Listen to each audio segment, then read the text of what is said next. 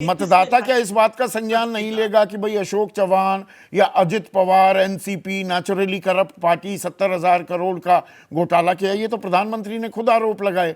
ये सब लोग जब बीजेपी के साथ आते हैं तो या तो फाइल बंद हो जाती है, केस क्लोज हो जाता है, या जांच धीमी या रुक जाती है। विपक्ष के साथ ऐसा नहीं होता। नहीं, बिल्कुल संज्ञान लेता है, बिल्कुल संज्ञान लेता है और ये मानता है कि बीजेपी पक्षपात कर रही है। जो उसके साथ आ जाता है उसके साथ नरमी बरतती है या उसको बरी कर देती है, जो उसके खिलाफ है उसके साथ नरमी नहीं बरतती है।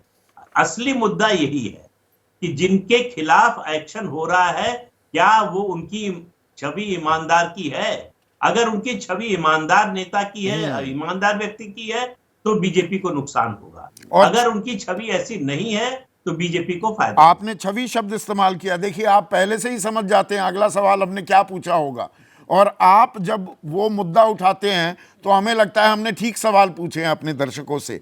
अगला सवाल ये था कि केजरीवाल की गिरफ्तारी के बाद दिल्ली की सरकार पर क्या कहना है विजय? तो यहां पर लोगों ने कहा कि जेल से कामकाज की इजाजत मिले, 47% कह रहे हैं। नए सीएम का नाम बताए आप, यानी कि उन्हें जेल से सरकार नहीं चलानी चाहिए, 22%। राष्ट्रपति शासन लागू हो कि ये क्या तमाशा बना रखा है, 23%। कह नहीं सकते 8%। अब 22 और 23 यहां पर जोड़ू तो 45 बनाम 47 की लड़ाई होती है। जी, ये महत्वपूर्ण है जो सवाल प्रदीप जी कर रहे हैं, वो बहुत महत्वपूर्ण बात है कि जिन लोगों के खिलाफ एक्शन हो रहा है क्या उनकी इमेज को लेकर कोई बात हो रही है, जो आपने कहा छवि की बात, और वो सवाल सीधा जुड़ा हुआ है। इसमें दो बातें करनी चाहिए। एक तो पूरी लड़ाई में जो बात संजय जी भी कर रहे थे, बात हुई क्या प्रधानमंत्री की इमेज पे कोई डेंट पड़ा है? क्योंकि प्रधानमंत्री की भ्रष्टाचार के खिलाफ लड़ाई और उनकी भ्रष्टाचार के खिलाफ जो इमेज है उसमें कोई डेंट नहीं पड़ा अभी तक, ऐसा लग रहा है, पहली बात। दूसरी बात जो इससे समझ में आ रहा है वो भी ये समझ में आता है कि अरविंद केजरीवाल की जो इमेज को डेंट करने की जो पूरी एक्सरसाइज हुई है वो भी कोई असरदार नहीं दिखाई नहीं हो रही है। 47% छोटा आंकड़ा नहीं। अरविंद केजरीवाल को लोग लेकर नहीं समझते कि वो एक करप्ट पॉलिटिशियन है या शराब घोटाले में वो शामिल है, ऐसा इससे लगता है। और मुझे ऐसा लगता है कि अभी वो डेंट नहीं हुआ जो एक्सरसाइज की गई कि शराब घोटाले में उनको लिया जाए, जेल में शामिल किया। जेल में आ गए हैं वो, ठीक है, ये अलग तरह के सवाल है कि जेल में, क्योंकि हम लोग ऐसा मानते हैं कि जेल में नहीं है तो नहीं चलानी चाहिए सरकार, तो ज्यादातर लोग वो कह रहे हैं उसको।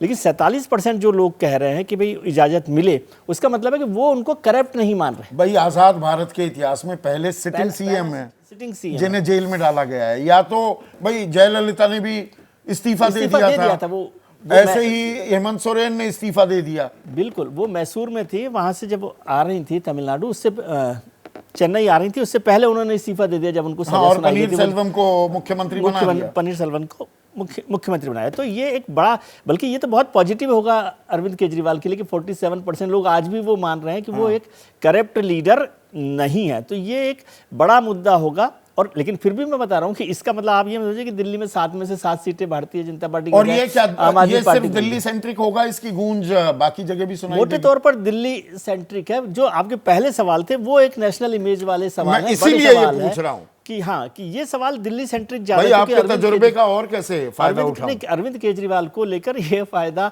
मतलब ये सवाल बहुत दिल्ली सेंट्रिक है और अरविंद केजरीवाल को एक नेशनल लीडर के तौर पर वो नहीं देख रहे। लेकिन मेरे को फिर से वही बात पे आ रहा हूँ कि आपके चारों सवालों में एक जो बड़ा बदलाव है वो ये है कि भारतीय जनता पार्टी का जो टोटल वोटर है वो उसकी उस पॉलिसी के साथ चलता हुआ नहीं दिख रहा, मतलब वो उसको सपोर्ट नहीं कर। और नहीं अभी आप बड़ी बात कहिएगा, उसको सपोर्ट कर नहीं जो अभी दिल्ली सेंट्रिक बताया, ये सवाल का जो इम्प्लीकेशंस हैं, असरात हैं, वो दिल्ली सेंट्रिक ही होंगे क्या? थोड़ा हमने इसका दायरा भी बढ़ाया अगले सवाल में। अब है, जेल से बाहर आने के बाद केजरीवाल के राजनीतिक भविष्य को कैसे देखते हैं?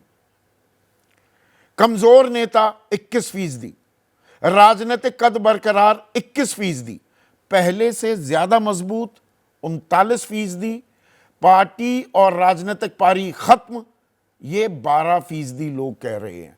तो बरकरार और मजबूत को जोड़ूं तो ये 60% होता है।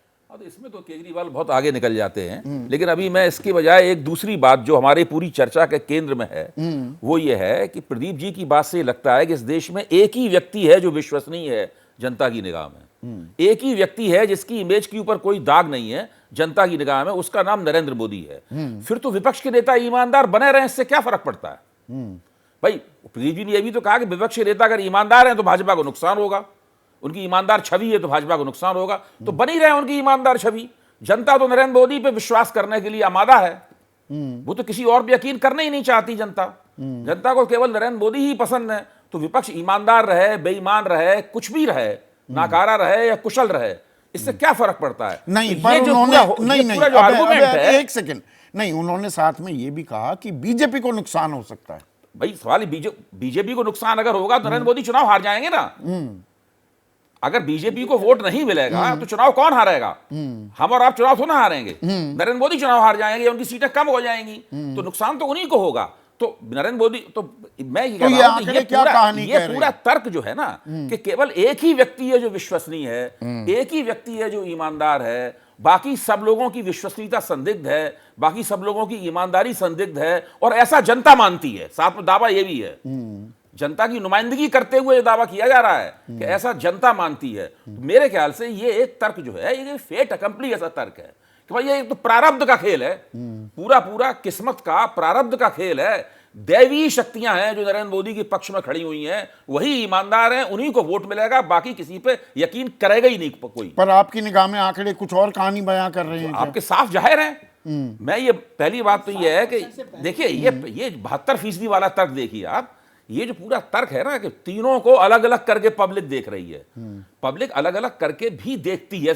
अगर ये पूछा जाए कि भाई सरकार अच्छी चली कि नहीं चली, नरेंद्र मोदी की छवि कैसी है, वो देश को राजनीतिक स्थिरता दे पाए कि नहीं दे पाए, तो उनको अच्छे नंबर मिलेंगे। मैं मानता हूं सबसे लोकप्रिय नेता हैं, लेकिन यहां तो भ्रष्टाचार के मुद्दे पर बात हो रही है जिसको वो केंद्रीय मुद्दा बनाना चाहते हैं। ऐसे में जनता जो कह रही है वो तीनों के ऊपर बराबर बराबर असर करता है, ऐसी बात नहीं अलग अलग ठीक है। करता। प्रदीप जी, आप रिस्पॉन्ड करना चाहेंगे जो अभय कह रहे हैं?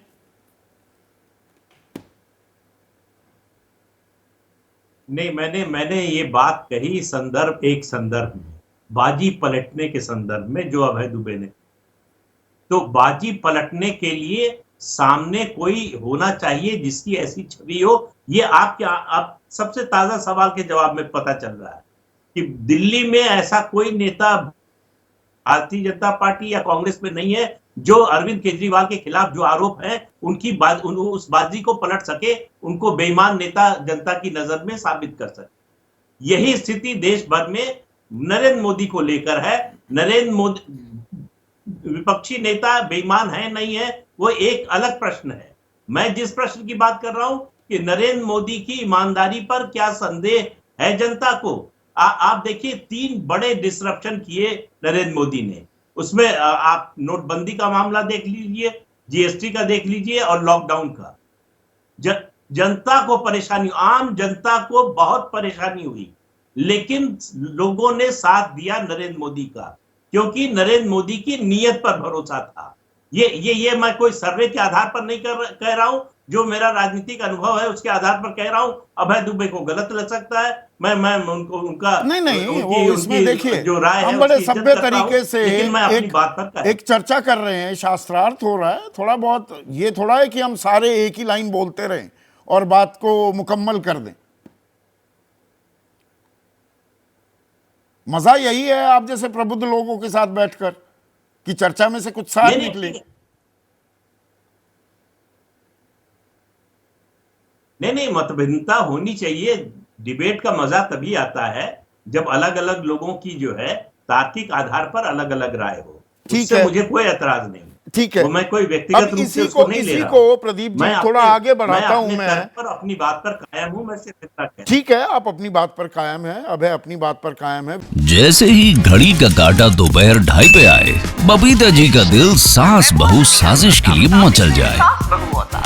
और ये है इनकी बहू, पूरे दिन ऑफिस की टेंशन हो जाए गॉन जब ये करें अपना फेवरेट शो फ्री टाइम पे ऑन। इनकी तरह आप भी देखिए अपना फेवरेट शो अपने टाइम पर और डाउनलोड कीजिए एबीपी लाइव ऐप अपने स्मार्ट टीवी पर।